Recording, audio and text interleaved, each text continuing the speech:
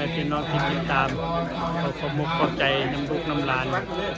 น้ำรุ่นโอสูคือกันเด้อลูกหลานถ่ายคลิปในพี่น้องFCเบิ่งเนาะพ่อแม่พี่น้องเป็นปีใหม่อยู่เมืองนกแก่นสปอร์ตอินเดนาเรียกอะไรมั้ยเอาซอยเอาเครื่องกรองอยู่บ้านการนำกันขอให้ได้บุญกุศลนำกันเพราะว่าศาสตร์นี้ศาสตร์หน้าได้บุญหลายๆนำกัน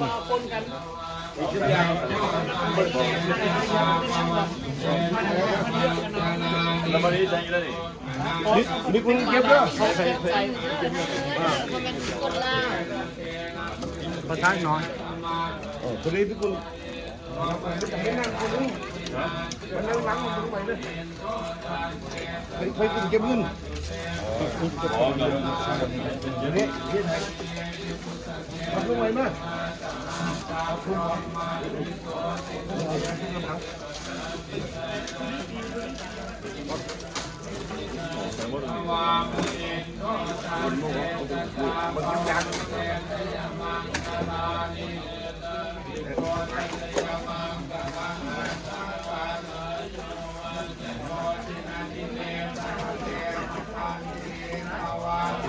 ขึ้นเลย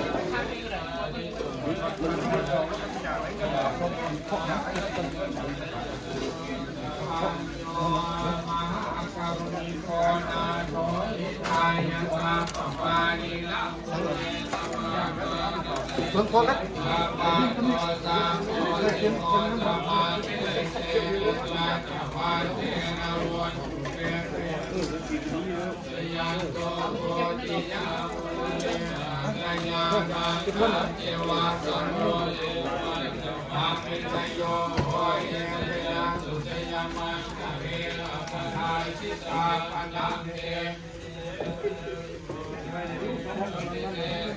สาปะโหตานังอาคาปะโตปะโมตาเทตุนาจัตังสุปาปะตังสุโหติตังสุขโนสุมาโหโตจัตเยสังเยสุปัสสะนังกายมังมังวาสายจันมังปะตาจินังปะตาจินังเต็มนี่ลูกเงินเขาไปเต็มคนเลยเต็มมาขอแกเทวนาสัพพะนาคันติสายะเทวนาโพธาสังฆามังสะโลกะมังโสติโลกะเยสวะโตจักขุไปข้างหน้าหากันอย่างเดียว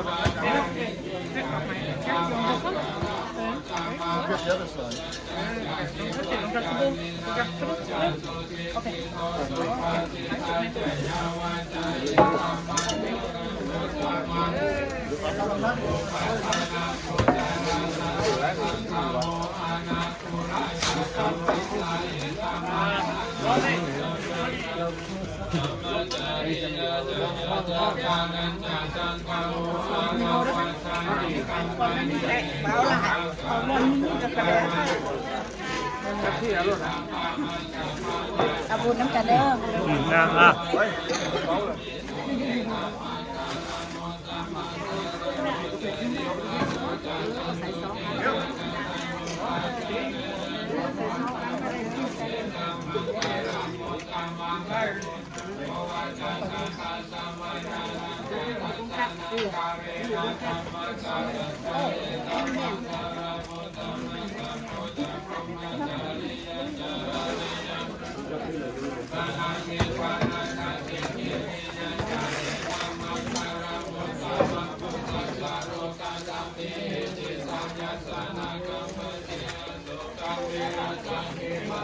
มาถ่าย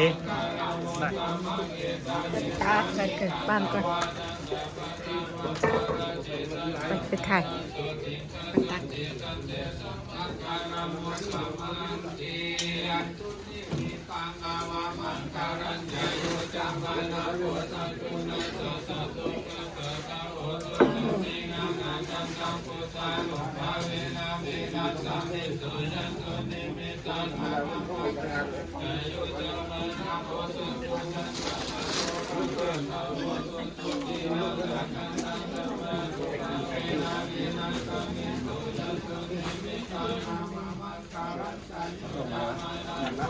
ปีใหม่พี่น้องเอ้ย มี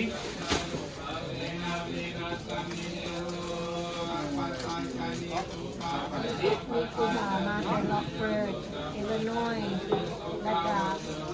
โอเชียนอินเดียนาแล้วก็ฟอร์ดินอินเดียนาเด้อมื้อนี้ไต้บาทอินโลเกนปวดวัดบ้านอื้อเด้อบ่เป็นวัดบ้านลาวบ้านอื้อเด้อ บัดบานดื้อ บ้านลาวเด้อจำไว้นะ บัดดื้อบัดลาว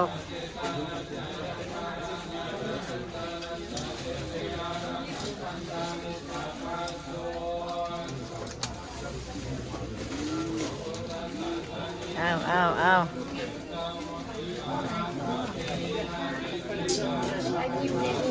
ตักบาท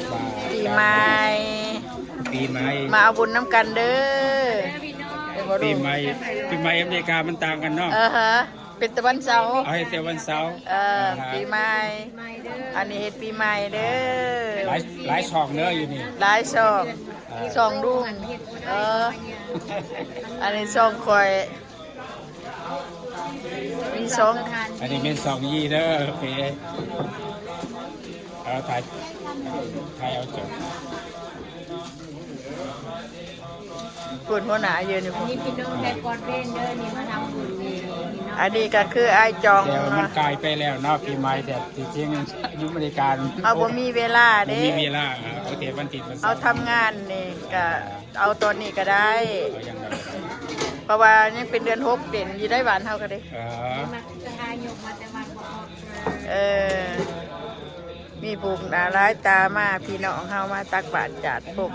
ชูผู้ชูคน อยู่อเมริกาก็ยังมีความประเพณีเนาะ ยังมีวัฒนธรรมของเฮา วัฒนธรรมของเฮาอยู่ บ่ได้ละโดดละทางนี้แห้งถือแหละทางนี้นะกินท่านตลอดแหละคันมีโอกาสแม่นบ่ลุง แม่น เอาบ่ได้อันนั้นดอกเดืองนี้นะ เอายำได้ก็ได้บุญเนาะ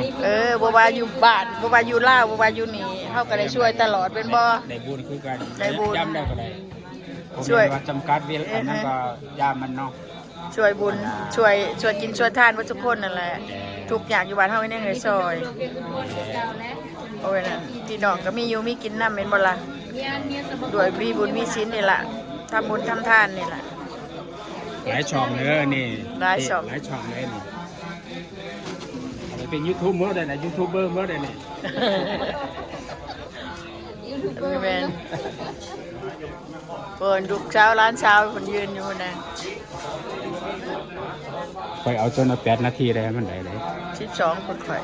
12 15คนก็ลงแล้ว เพราะว่า8 มานี่เล็กน้อยนี่ลูก ข่อยเอาลงหลายอยู่ ฝรั่งนี่ฝรั่ง ถ้าก็เช้าไปแล้วแต่อาการ แล้วไม่ตอนแรกก็สิมีลำวงเนาะ ลาวดีเรียนเด้ ผูกแขนแล้ว มีจะไปบ่ได้แล้วลงบ่ได้มีดนตรีบ่ได้เดือดร้องบ่ได้ข่อยก็เอาลงเทื่อนึงแล้วบ่ลงเตะออกไว้เลย โอ้เป็นมันดุดังก็จะเป็น บ่ได้อันนั้นข่อยบ่เอาอันนั้นนะข่อยบ่เอาข่อยเคยเอามาอันเด็กน้อยจบโรงเรียนนะบ่เอาให้นอดคลิปแบบนี้นะ มันตีออกเหรอ เตะออกเอาไปเลยทบออกไปเลย เกือบเขาสิบล็อกพุ่นจ้ะ อย่างนี้ อืม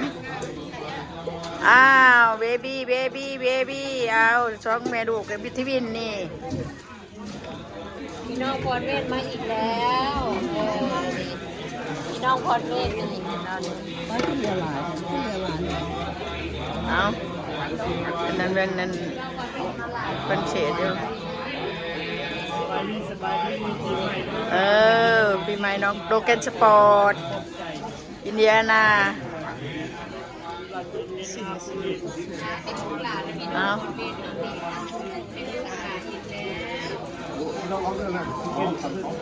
เอาเออดาว่าจังได้เอาอย่ายูทูบเบอร์คือกันนะเราค่ากล่องมา ไอ้ก็ลืมอยู่ในรถก็ออกมาบ่ทันเปล่า ขึ้นมาถ่ายนี่ก็ได้แล้วเอาอันนั้นก็ได้ พี่น้องพรเวทเด้อนี่ มั่วแต่มั่วเนี่ย พี่น้องพรเวทใส่ผ้านี่ รักบาทญาติโภคคือกันทำบุญทำทาน อยู่ใจกระทำคนชินกินทาน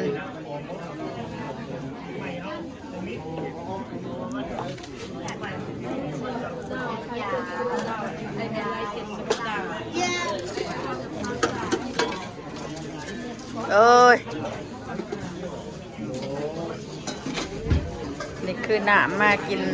แล้วก็จะได้กินเขาวปากันปาจังใดหนู กลับมาจ้า เอาเยี่ยมหวานๆบ้านเฮาเห็นเฉยเด้เด็กของอยู่ของกินอยู่บ้านนี่ก็ได้ ตักบาตรญาติพกเห็ดอยู่เห็ดกินมาทุกคนทุกคน ฮัลโหลเดี๋ยวนี้จะเอาแบบการรักมาเที่ยงน้ำเกิด อาหารการกินแต่ละเรือนแต่ละบ้าน มีมนต์ทางฝ่าย อันนี้คือแกงนอน้ำหวานน้ำข้าวซอยอันนี้ข้าวแดงพื้นนี่ก็น้ำหวานข้าวขอบข้าวแดงหมากใหม่หมากตอกกินบ่เยอะถ้าพูดว่าโตพูดโอเคกินข้าวน้ำกันเด้อพี่น้องเด้อวัชุกูชูคน มากินข้าวน้ำกันมีทุกอย่างกินสมพักแกงพักเอาจะช่องไรนี่ช่องไหนช่องหยัง ยัง ใช่โน่เจ้าว่าจังไงชื่อพูดดิพูดโอเคสนะเอาไว้เขาเด้อผมกินลาวๆนะใครพวกดนตรีอะไรดนตรีมาจากทางใดล่ะเมืองใดล่ะ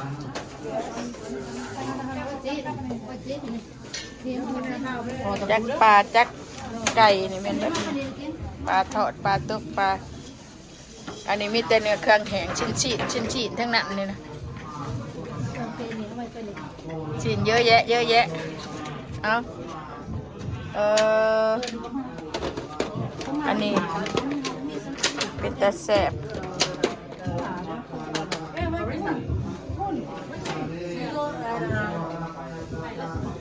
เอาเอ็กโกโรเอลชีนแห้งยาบ้าพี่ตื่นไอ้มันขับเขาเห็นตัวนั้นร้องมากตัวกระเป๋าข่อยเนาะโอเคพี่น้องอยู่ดีไม่แห้งมากินน้ำกันเด้อแซ่บๆเด้อก็ได้ปะ